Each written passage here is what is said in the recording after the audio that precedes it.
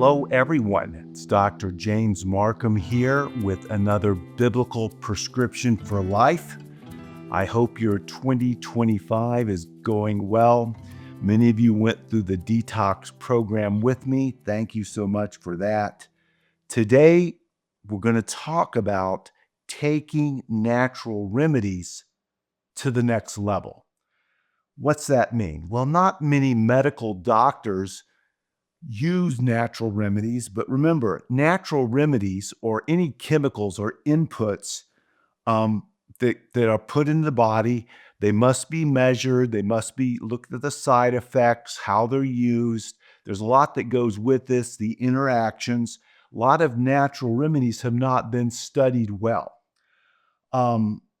So natural remedies can be used to treat many different things, but I think we have to take it to the next level by specifically looking at the medical uses, looking at the dosage, the side effects, who shouldn't take it, drug interactions. We need to treat it very seriously because this changes the physiology in the body. Now, I must admit, it's hard to know who or what to believe in this world. I don't trust a lot of medications. In fact, several years ago, I wrote this book, Medicines That Kill, where I put that medications are one of the leading causes of death. Now, I use medications when appropriate, but you have to use it well. Now, when you hear the word natural remedies, there's many things that are natural out there. Exercise is natural. Drinking water is natural. But a lot of people now are equating it to different herbs, different vegetables they can eat for specific medical consequences. So because natural remedies haven't been studied, mainly it hasn't been studied because there's not a lot of money involved. If there are money involved and people are making profits, you'd see lots of literature out there. But we just don't have as much data. So what I'm going to try to do when I say taking natural remedies to the next level is I'm going to go through different natural things that you can use for medical conditions other than traditional pharmaceuticals. That are natural, and I'm going to go through the risks, benefits, side effects, and how to use them based on what we know out there. There's been many people that are teaching this and using this, and this is just to build on what they've done. So that's what we're going to talk about today, specifically focusing on ginger. Here's another. This is some powdered ginger. That's what we're going to focus on today. So before we do that, let's go to a Bible text, a biblical prescription from Genesis 1, verse 29. And it says, "And God said, See, I have given you every herb that yields seed, which is on the face of all the earth, and every tree whose fruit yields seed, to you it shall be for food." So God has given us ideas and things that we can do, these natural remedies to care for our bodies, whether that be exercise, resting well at night, hydrotherapy. There's many different aspects, but today we're going to be focusing on this root, this ginger root. So ginger is considered a natural remedy. What we're going to look at today is we're going to see what can ginger be substituted for medications. What dose do we need? What side effects? What medical interactions? Who shouldn't be taking it? Well, here is a picture of a ginger root, okay? The ginger root is what we call a rhizome, originally from China. Well, here's a picture of Confucius, and he says this, and Confucius was considered a pretty smart guy. He says, we should eat ginger with every meal. Well, a lot of ginger is produced in India. A lot of it's produced in China. We also see some in Peru. There's many different forms, okay? There's the root form that a lot of people use and they grate it up. That's raw ginger. That's probably the best form to use for medicinal purposes. Then there's all sorts of other ginger. This is ginger powder. This is ginger powder. It's very concentrated. Here's actually a ginger capsule, which is the powder placed in a capsule. There's also things that you see out there. Here's a ginger, um, s- um, they call it a ginger shot. So there's many different forms of ginger out there. And looking at it and studying about it, um, one of the things when we use, especially herbs, natural herbs, a lot of the natural herbs, when you buy them in supplements, remember, they're not regulated. Well, you can pretty much tell if you're actually buying ginger, if it's in one of these forms, if it's in a capsule, or if that's, is by simply taking it out and taking a whiff of this. This has a very characteristic smell. So you pretty much know if you're getting a pure product. And I think this is very important because a lot of people are out there claiming these supplements do many things, these herbs do many things, and they put it in different packages, and you're not quite sure what you're getting. So there's a leap of faith there. And so that's one thing you want to keep in mind. Ginger has that characteristic smell. So ginger, just to give you some information, the ginger root is 79% water. It also has some trace minerals in it. It has potassium, magnesium, has a little bit of vitamin C, manganese, but it has a lot of what we call volatile oils. Volatile oils. These are the phenolic compounds and terpenes. I don't want to get too involved in this, but some of these are called zingerone and the shogalls. Okay. Now, so that's sort of what it is, ginger. My first thing I want to say, is it a good natural remedy? In my research looking at it, yes, it is. And here are the things that it can be used for in substituting for medications. Okay. First, there's several studies, and here's one study here that I'm going to show you where it is used for migraine headaches.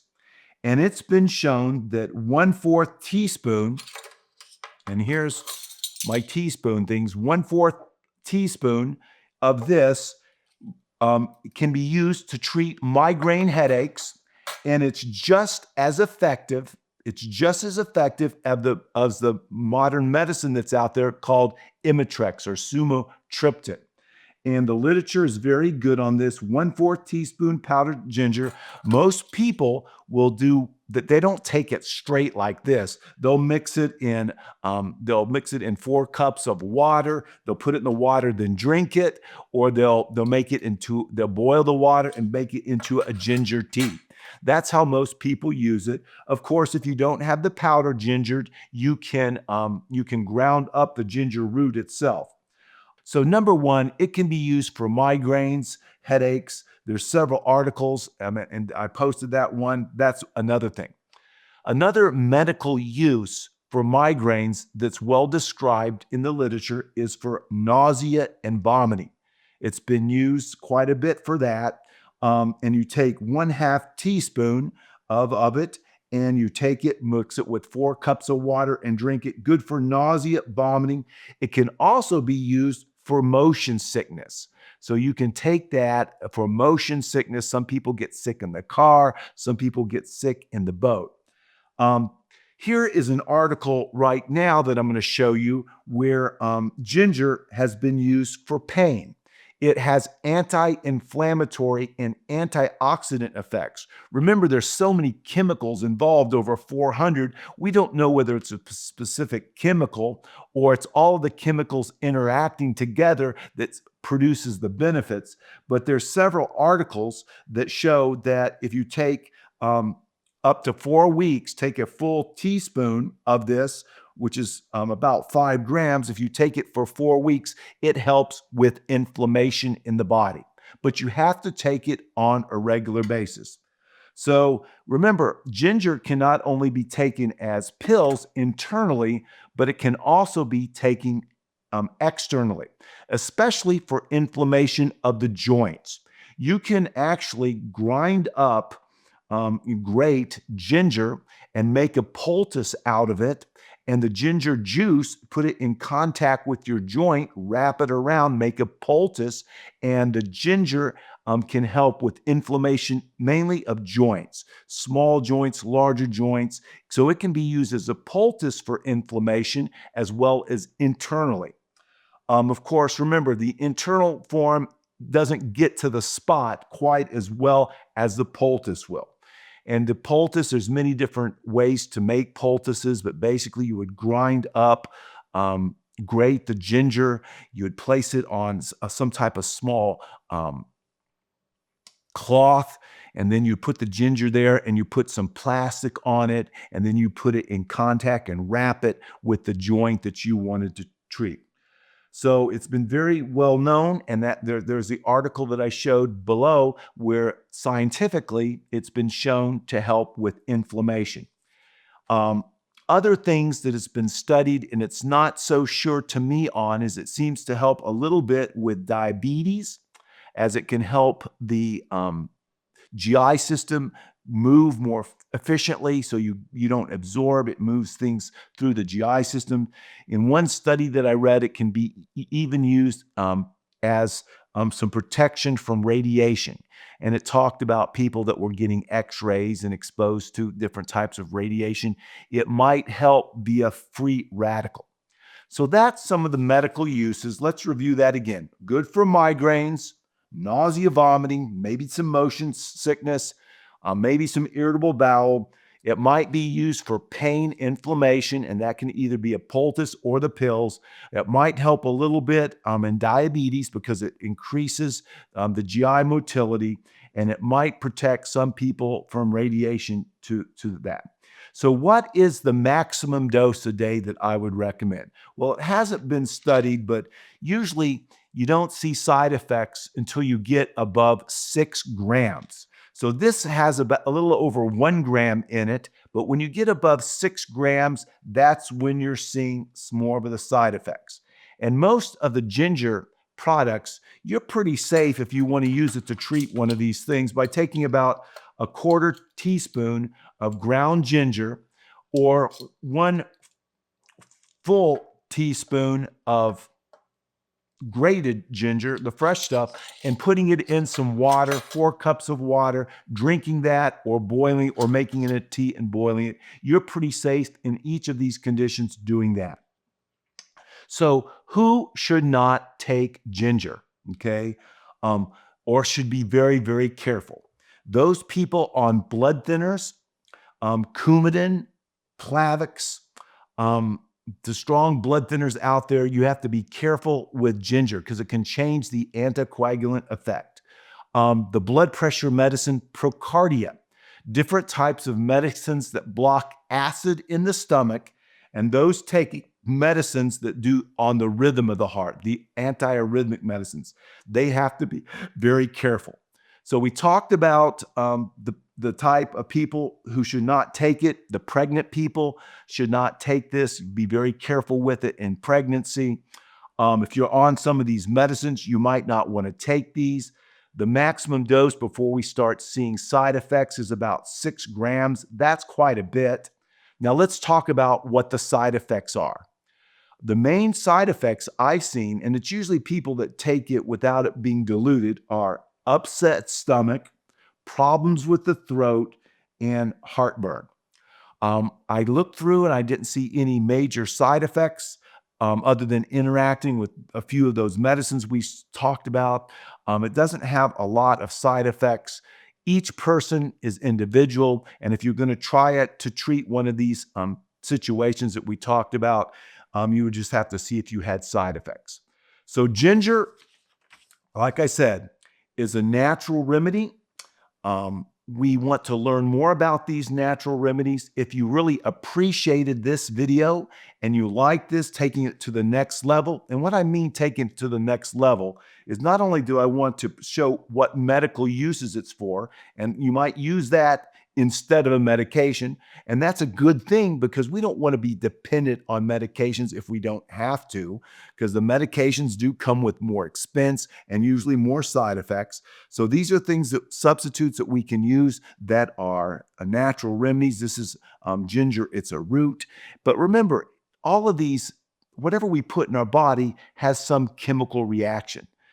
God did give us all these things that grow to use in our bodies, but these natural remedies, we have to be smart about them. We have to know what conditions they're good for, what conditions they're not for, what it interacts with, how much is too much, how much is too little, and here, how to use it. So we talked about each one of those. There's so much more we can spin on this today, but I want to tell you that ginger is a natural remedy that I use. I don't have migraines, but I do use it for when I'm sick at my stomach. I would use that. When I'm for chronic inflammation, I would use it as well. I don't think the side effects. There's many ways to use it. I don't like to grate it up a lot, so I frequently use the ginger that's in capsules, or I'll use the ginger powder and I'll make some tea out of that. So anyway, ginger is a natural remedy. If you like this type of programming, let me know, and I'll start working through more natural remedies. There's many out there, and when I mean take it to the next level, I mean let's look at it like we would any other thing. Let's go into how much we should take, the side effects, what medicines it interacts, how we should do, and what specific things it's been shown to help with over time. So as we end, I think Confucius was pretty smart about this. He says, eat ginger with every meal. It seems to help with digestion. And getting back to our text in Genesis, it says, and God said, see, I have given you every herb that yields seed, which is on the face of the earth, and every tree whose fruit yields seed. To you it shall be for food. And many of these herbs and foods that we eat, the things that God has recommended, we can also use it to change the physiology of our body, not only to treat different conditions, but to prevent different problems. Now, so we talked about the medical conditions of ginger. Would I just take it routinely? I probably would not. I didn't see anything in the literature or anyone to take it that if I'm feeling well, if I'm not having any problems, why I would take it on a routine basis other than to make my food taste better.